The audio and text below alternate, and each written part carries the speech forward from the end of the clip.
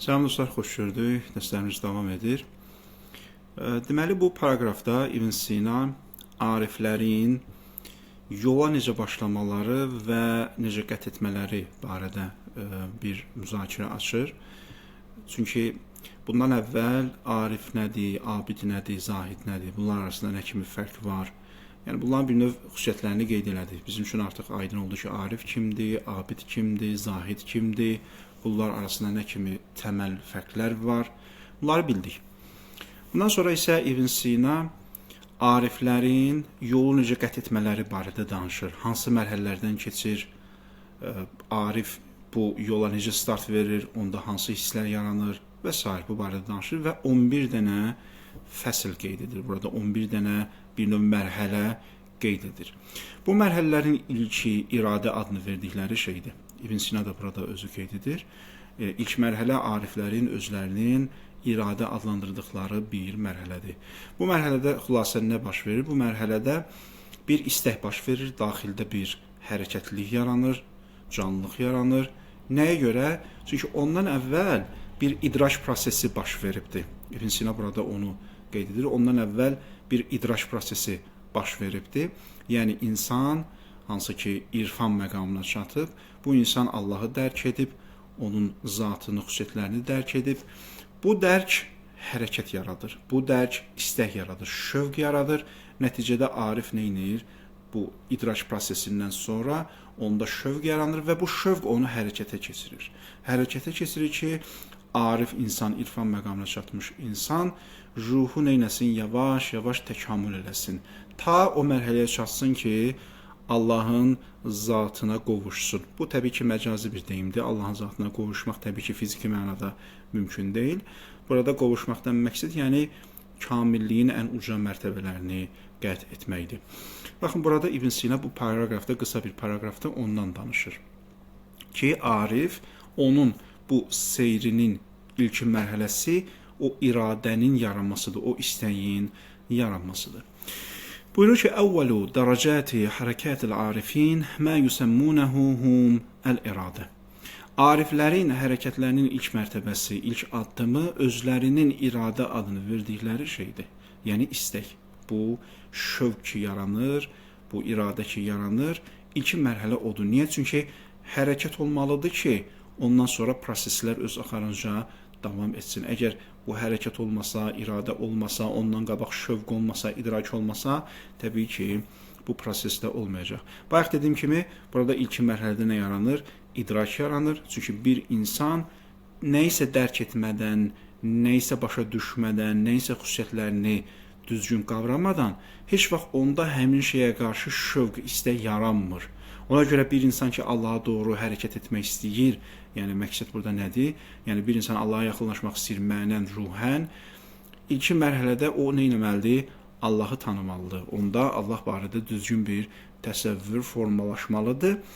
Və bu idrak, bu təsəvvür onun daxilində bir şövq yaradır, istək yaradır və o istəyin nəticəsində insan hərəkətə keçir. Baxın, bu iradədən qabaq hansı mərhələlər var? Bu iradədən qabaq idraç mərhələsi var. Necə ki, İbn Sina özü başqa bir yerdə bunu qeyd edir ki, nəfs-i natiqədə, yəni düşünən varlıqda, insanda o iradə hərəkətdən qabaq birinci mərhələdə idrak olmalıdır.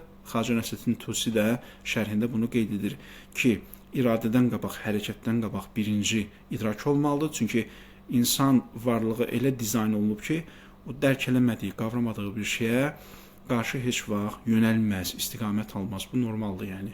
Yəni insanda bir məlumat olmalıdır, insanda bir nəsə bir informasiya olmalıdır ki, o informasiya, o məlumat onu şövq eləsin, onu təhrik eləsin, onda şövq yaratsın. Və bu idraç səbəb olur ki, insanda bir istək yaranır, şövq yaranır və nəticədə iradə, hərəkət başlayır. Ona görə buyurur ki, İbn Sina, ariflər özləri də bunu nə adlandırıblar? İradə adlandırıblar və bu hərəkətə keçmək üçün ilkin mərhələdir. وَهُوَ مَا يَعْتَرِي الْمُسْتَبْصِرَ بِالْيَقِينِ الْبُرْهَانِ أَوْ السَّاكِنَ النَّفْسِ إِلَى الْعَقْدِ الْإِيمَانِ. Bu kimə baş verir? Bu proses kimdə meydana gəlir? Buyurur ki, birinci el-mustabsira bil-yaqinil burhani. Burhani yəqinlə, fəlsəfi yəqinlə həqiqəti görən insanda, mustabsir insan, mustabsir yəni görən, Aydındır? Həqiqəti görən insanda bu yaranır.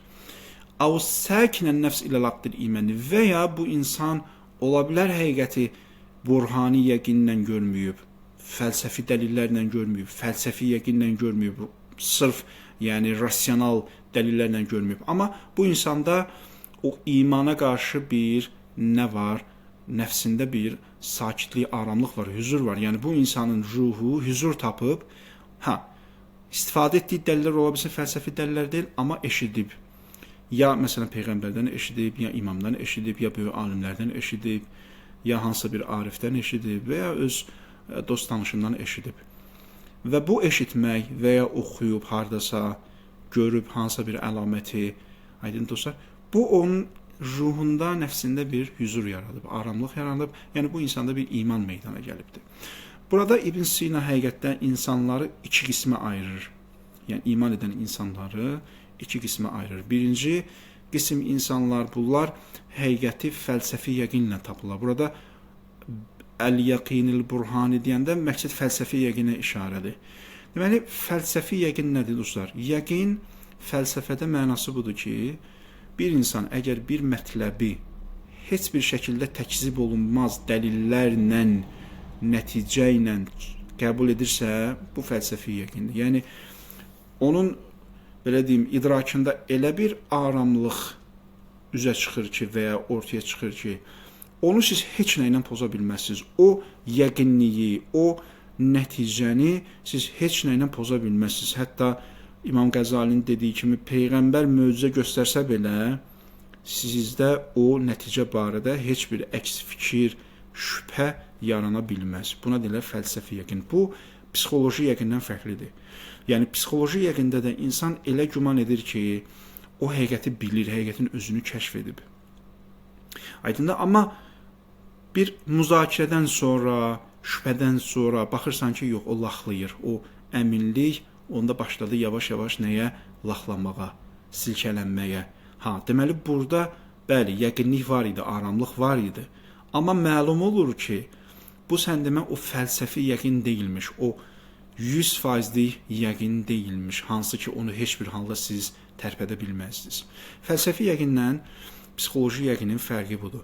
İbn Sina deyir ki, fərqi yoxdur. Bir insan istər nəticəyə fəlsəfi yəqindən çatsın, istər psixoloji yəqindən çatsın, nəfsində bir huzur yaransın, aramlıq yaransın, hansısa bir alimin, imamın, peyğəmbərin və ya arifin sözünü eşitməklə fərqi yoxdur. Nəticədə hər ikisində bu təhrik, bu hərəkətlənmə, bu canlanma ruhunda mövcuddur.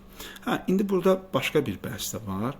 O da budur ki, yəni bizdən tələb olunan hansıdır? Allah bizdən fəlsəfi yəqini tələb edir, yoxsa bu psixoloji yəqinin olması da kifayətdir. Yəni, Quran ayələrinə, hədislərə və alimlərin ümumi sözlərinə baxanda belə qənaətə gəlmək olar ki, Allahın bizdən istədiyi imandır. Bu iman istər fəlsəfi yəqindən olsun, istər psixoloji yəqindən olsun, fərqi yoxdur. Əsas odur ki, insanda yəqin formalaşsın, iman formalaşsın. Çünki insanların tutumları, düşüncə səviyyələri fərqli olduğu üçün onların hamısından fəlsəfi yəqin gözləmək bu qeyri-mümkündür. Əgər Allah insanların hamısından iman üçün və ya qurtuluş üçün, qiyamətdə qurtuluş üçün o dediyim fəlsəfi yəqini tələb etsəydi, o zaman bu onları öz tutumlarından artıq yükləmək olardı. Ki, Quran-Kərimdə deyir ki, biz insanları öz tutumlarından artıq yükləmərik. Aydın dostlar, ona görə Allah insanın öz tutumu qədər istəyir. Bəzi insanların tutumu budur ki, onlar fəlsəfi yəqin əldə edə bilərlər. İbn Sina kimi, Farabi kimi, digər filosoflar kimi, digər böyük alimlər kimi, ariflər kimi, ki, ariflər hətta müşahidə ilə buna çatırlar. Onlarda bir növ eynül yəqin yaranır.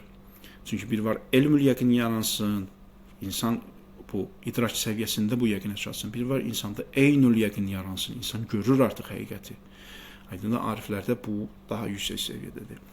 Bəli, o insanların tutumu var, onlar bu mərhələyə çata bilirlər, onlarda bu fəlsəfi yəqin var. Amma bəzi insanlar var ki, onların işi elmlə, akademik məqalələrlə deyil. Bu insanlara nə qədər də o şeyləri izah etməyə çalışsaz, siz təbii ki, bunu edə bilməzsiniz. Ona görə onlardan fəlsəfi yəqin tələb olunmur. Onlar nə qədər bacarırlarsa, o qədər başa düşəcəkləri dildə onlara həqiqət izah olunur və nəticədə onlar iman gətirirlər. Bu onlar üçün olan qurtuluşu üçün kifayətdir. Kamilliyə gələndə ki, hansı daha kamildir? Əlbəttə ki, fəlsəfi yəqinə qovuşan insan digərindən daha kamildir və onun o birisi insanla dərəcəsi eyni deyil. Əmələ gəldikdə isə bu artıq fərqlidir. Aydındır. Ola bilsin ki, bir insan fəlsəfi yəqinə çatmayıb, psixoloji yəqinə həddində qalıb, amma əməl cəhətdən o birisindən daha təqvalı olsun. Bunun da hesabı artıq ayrıdır. Xülasə, bu proses həm fəlsəfi yəqindən iman gətirən və ya psixoloji yəqindən iman gətirən, nəfsi aram olan hər iki dəstə qrupa da baş verir. Məqsəd nədir? Minər-rəğbəti. Deməli, bu hissə çox qəlizdir. Ərəb dili bilən dostlar üçün bu hissəni deyirəm. وَمَا يَعْتَرِي الْمُسْتَبْصِرَ بِالْيَقِينِ الْبُرْهَانِ أَوْ السَّاكِنِ النَّفْسِ إِلَى الْعَقْدِ الْإِيمَانِ وَمَا يَعْتَرِي مِنَ الرَّغْبَةِ Bu iki hissə burada birləşir. وَمَا يَعْتَرِي مِنَ الرَّغْبَةِ Yəni, bu baş verir. Nədən? Hansı səbəblə baş verir? مِنَ الرَّغْبَةِ فِي اعْتِلَاقِ الْعُرْوَةِ الْوُثْقَى Məqsəd o möhkəm ipə yapışmaqdır. Möhkəm ipdən yapışmaqdır. Yəni, bu iradənin yaranmasında məqsəd minər-rəğbəti, rəğbət var burada, bir istək var ki, özünü getsin, hara calasın, o möhkəm ipə calasın. Bu urvətül-vusqa möhkəm ip təbii ki, Quranın istifadə elədiyi bir ifadədir. Quran-ı Kərimdə Bəqərə surəsində Allah urvətül-vusqa deyimindən istifadə edir. Buyurur ki, həmin ayədə وَمَنْ يَكْفُرْ بِالْتَاغُوتِ وَيُؤْمِنْ بِاللَّهِ Kim tağutu inkar eləsə və Allaha iman gətirsə, fəqat istəmsəqə bil urvatil vusqa. O artıq möhkəm bir ipdən yapışıb, elə bir ip ki, onun belə deyim, dağılma, pozulma, qırılma ehtimalı yoxdur. İbn Sina da burada həmin o təbirdən, deyimdən istifadə edir. Əgər bir insan haqqı dərk edirsə, artıq onda həmin o möhkəm ipdən yapışmaq üçün bir istək yaranır daxildə. Sonra nə baş verir? Fəyətəharraku sirruhu iləl qudsi. Burada qudsidən məqsəd yəni Allah. Sirdən məqsəd yəni ruh. Deməli, onun ruhu başlayır hərəkət etməyə iləl quds. Tanrıya tərəf hərəkət etməyə. Təbii ki, burada hərəkətdən məqsəd fiziki hərəkət deyil, dostlar. Çünki Allah cisim deyil, nə də insan ruhu cisim deyil. Ki, burada bir məkan qət eləmə olsun. Burada məqsəd mənəvi, mücərrəd aləmə uyğun, oranın şərtlərinə uyğun hərəkətdir. Yəni, kamillikdir, kamilliyə doğru ucalmaqdır. Nə üçün? Liyənələ min rəvhil ittisal. Əsas məqsəd nədir? Qovuşmaqdır, birləşməkdir. Əl-ittisal, yəni birləşmək. Təbii ki, burada ittisal, birləşməkdən məqsəd hulul deyil, ittihad deyil. Necə ki, bəzi azğın sufi cəryanlarda var ki, Allahla insanın birləşməsini deyirlər. Burada təbii ki, məqsəd o deyil, çünki İbn Sina ümumiyyətlə bu düşüncədə olmayıb, bu əqidədə olmayıbdır. Burada yenə dediyim kimi, məqsəd birləşmə kamillikdir, kamilliyi qət eləməkdir. Yəni, insan nə qədər ucalırsa, mənən, ruhən nə qədər ucalırsa, o qədər də o kamilliyə yaxınlaşır, yəni Tanrıya yaxınlaşır.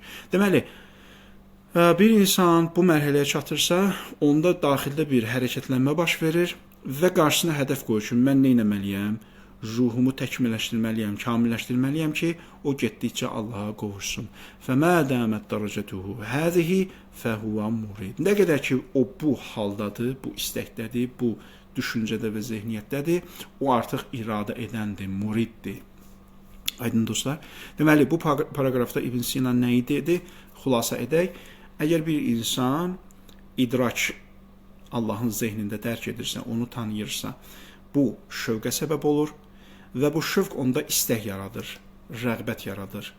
Burada nə yaranır? Bir hərəkət yaranır, insan iradə edir. Yəni, təbii ki, burada məqsəd arifdir. Çünki söhbət burada ariflərdən gedir. Bu arifdə bir hərəkətlənmə yaranır. Nəyə doğru? Tanrıya doğru, kamilliyə doğru. Və bu nəticədə səbəb olur ki, onun ruhu daim təkamül eləsin, kamilliyə doğru addım-addım qət eləsin və nəticədə birləşsin. O ruhu Allahla birləşsin. Dediyim kimi, burada məqsəd nədir? Yəni, kamilliyə çatmaqdır. Və bu davamlı olmalıdır, bu proses davamlı olmalıdır. Yəni, müəyyən zamanda davam edib, müəyyən zamanda dayanmamalıdır, müvəqqəti olmamalıdır, yarımçıq olmamalıdır, davamlı olmalıdır. Əgər bu proses davamlı olarsa, o zaman İbn Sina deyir ki, biz bu şəxslərə murid deyirik. Bu birinci mərhələ idi. İbn Sina bunu bu paraqrafda qısa olaraq qeyd elədi. İnşallah növbəti mərhələləri növbəti dərslərdə qeyd edəcəm. Hələlik.